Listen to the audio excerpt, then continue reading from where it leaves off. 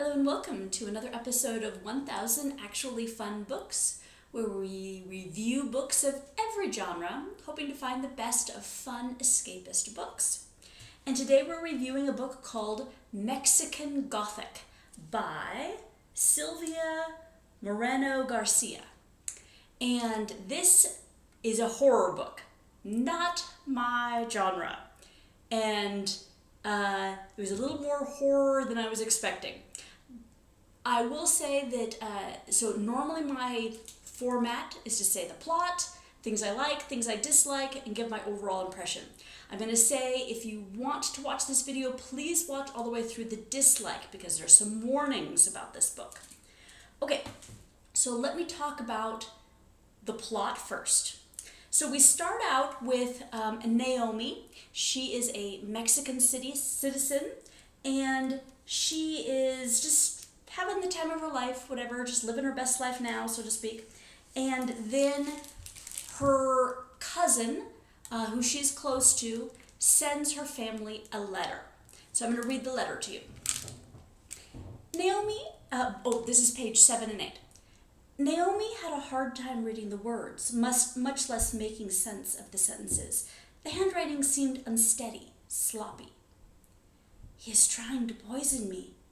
The house is sick with rot, stinks of decay, brims with every single evil and cruel sentiment. I have tried to hold on to my wits, to keep this foulness away, but I cannot, and I find myself losing track of time and thoughts. Please, they are cruel and unkind, and they will not let me go. I bar my door, but still they come. They whisper at night. And I'm so afraid of these restless dead, these ghosts, these fleshless things. The snake eating its tail, the foul ground beneath our feet, the false faces and false tongues, the web upon which the spider walks, making the strings vibrate. I'm Catalina, Tobiana. Catalina, Cata, come out to play. I miss Naomi. I pray I'll see you again. You must come for me, Naomi. You must save me. I cannot save myself as much as I wish to. I am bound, threads like iron through my mind and my skin, and it's there in the walls. It does not release its hold on me, so I must ask you to spring me free. Cut it from me. Stop them now. For God's sake, hurry, Catalina. So Naomi gets this letter, and she discusses it with her family, and they're like, has Catalina lost her mind? What is up with this? So the family decides to send Naomi to check on her cousin. And so she gets to this place where Catalina has, it's called the High House, and it kind of has the feel of a haunted house. Although that's not quite what's going on, but that gives you the idea of the feel. So it's creepy, things are happening that you're like not sure why or what's going on, what's behind the scenes, what is the cause of what's going on, why are people acting this way? And so Naomi is trying to figure out what's going on and persuade the family, because Catalina, her cousin, married into this family. And so Naomi is just a guest. She's not in charge. She doesn't have the authority or the ability to just snatch Catalina out of there. There's a car that belongs there that would be needed to get them out of there that, she was picked up at the train station, driven to the house, so she doesn't have an actually way to leave the house without just running into the woods. And Catalina is acting kind of sick, like maybe she's drugged or she's unwell or something is going on with her, right? And so she can't just walk out and run away. So anyway, she's trying to persuade the family to send Catalina home with her or to a sanitarium or something to get her out of the house. And so the rest of the story takes place in this creepy house.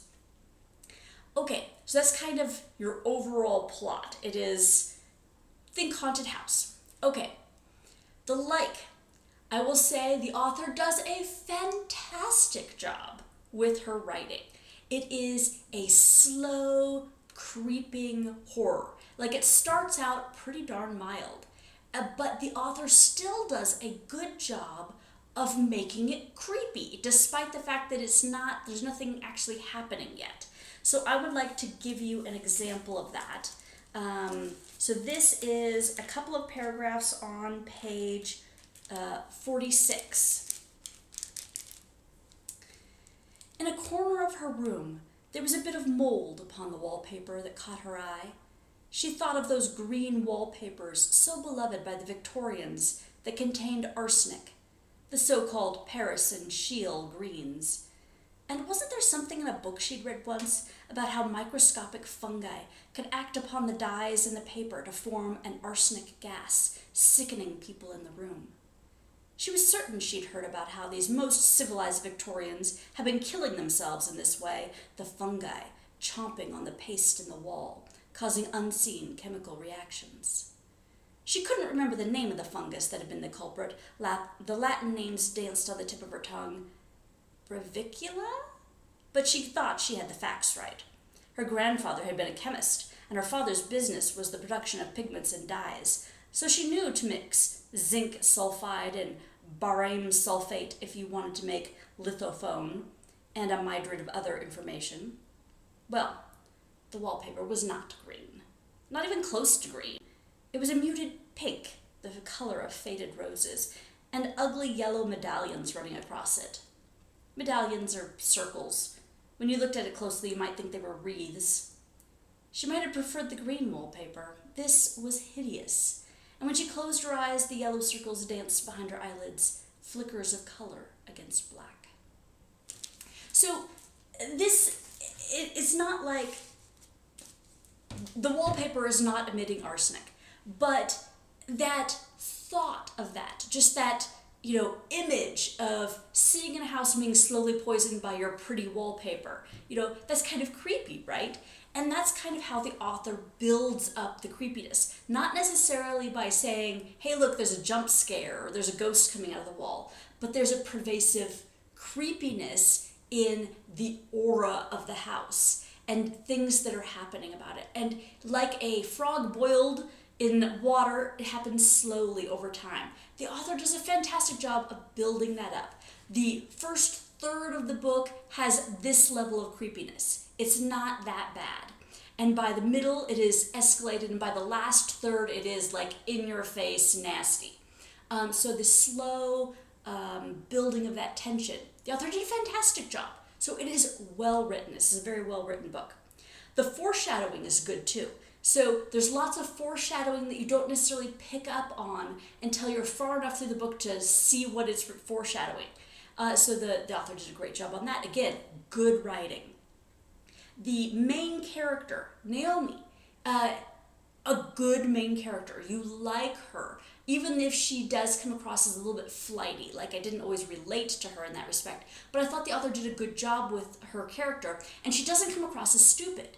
I mean, there are horrible things happening here, but she doesn't make stupid choices. It's not like one of those, let's split up and go into the dark space. No, she is being slowly drawn into the horror, but not in a way that is because of her bad choices. It's more because she doesn't expect certain things to be a problem, and so is slowly, drawn in. So anyway, the main character, good main character. It takes place in Mexico, and a little bit of Mexican culture and history pervades the book. I do like that a lot. There isn't enough of it for me to say that this is really historical fiction. It takes place in the 1950s, and they refer to things that happen in Mexican history, but it's not enough to really be a big part of the story, because it really takes place in the haunted house, which is very isolated. It could have just taken place on a fantasy island for all that, Mexico really has anything to do with it. But I like that. I like that our main character is, Mexican, and that does have a part to play in this. Okay, dislike. Okay, when I went into this book, I was thinking this would be a little bit lighter on horror than it actually was. I do not like horror. I do not like horror movies. I don't like horror books. I was thinking this was going to be more like the level of, I did The Call of Cthulhu earlier, and it was creepy, but it didn't come across as scary or horror or, icky. This book is yucky. It's got a lot of yucky in it. It's not a pleasant sensation. By the time you get to the end, I was kind of feeling, because of the level of horror. This is not like a slasher flick or like a gore fest, but the type of horror is pretty nasty. And I'm going to do another reading, and this is the mildest version of we'll call it there's throughout this book kind of this tension of sexual assault threat throughout it that is not fun to read. So this is the more mild, and I'm going to read a section on that just so you kind of get the idea of how that is building up as well. Okay. So Naomi is sitting in a room with Howard, who is, I would say, 75 at this, that's probably, and he is the master of the house. "Beautiful, my beautiful darlings," the old man said, his hand still resting atop Naomi's, as he turned his eyes back toward the paintings, his fingers rubbing her knuckles. "Did you ever hear about Dr. Galton's beauty map? He went around the British Isles compiling a record of the women he saw. He catalogued them as attractive, indifferent, or repellent. London ranked as the highest for beauty, Aberdeen the lowest. It might seem like a funny exercise, but of course it has its logic." "Aesthetics again," Naomi said as she delicately pulled her hand free from his and stood up, as if to take a closer look at the paintings. Truth be told, she didn't like his touch, nor did she enjoy the faint, unpleasant odor that emanated from his robe. It might have been an ointment or a medicine he'd applied. "Yes, aesthetics. One must not dismiss them as frivolous. After all, didn't Lombroso study men's faces in order to recognize a criminal type? Our bodies hide so many mysteries, and they tell so many stories without a single word, do they not?" She looked at the portraits above their heads, the serious mouths, the closed, pointed chins, the luscious hair. What did they say in their wedding dresses as the brush stroked the canvas? I am unhappy, happy, indifferent, miserable? Who knew? One could construct 100 different narratives. It didn't make them true. "You mentioned Camino when we last spoke," Howard said, grabbing his cane and standing up to move next to her. Naomi's attempt at distance had been in vain. He crowded her, touching her arm. And I'll stop there. So, again, there's nothing overtly evil, but there's discomfort in that, right? Naomi does not want to be close to or touched by Howard, and he keeps crowding her. And this happens with several different characters to Naomi, and it never gets to the point of anything graphic. Nothing actually happens to her, but there's a lot of threat of, and that tension that looks like it's leading that way. Okay, so sexual assault doesn't actually happen, but there is that thread throughout this that's not comfortable to read. There's a lot of bad touch going on. Warnings. Beyond the sexual aspect here, there is historical incest that comes up. There's cannibalism, infanticide, just general grotesque grossness that happens. This is not a fun story. I will say one more positive thing though, it has a happy ending, okay? Although obviously that gives away a little bit of it, it does have a good ending. So if you like that kind of thing where, you like a subtle horror of grossness and creepiness, maybe you'd like this book. So how do I rate this? My overall score. I actually had difficulty on this because it's not going to be something I would recommend. It's not going to be on my definitely read list. because I did not like it, and I don't think it was fun. This was not, to me, an escapist fun read. But then I had, do I put it as a disappointment because it was more horror than I wanted, or do I put it as just okay? And I'm decided I'm going to put it as okay because it is so well written. I really do think it was well done, even if I didn't personally like it. So I'm going to put it as an okay rating. If you don't like horror, don't read this. If any of the warnings bother you, don't read this. But if that's the kind of thing you like, then this was well done. Okay, so part 2, what I'm going to read next, I don't have the book because I have it on hold at the library, but I don't have it yet. It's going to be Old Man's War by John Scalzi. I think that's how you pronounce it, John Scalzi.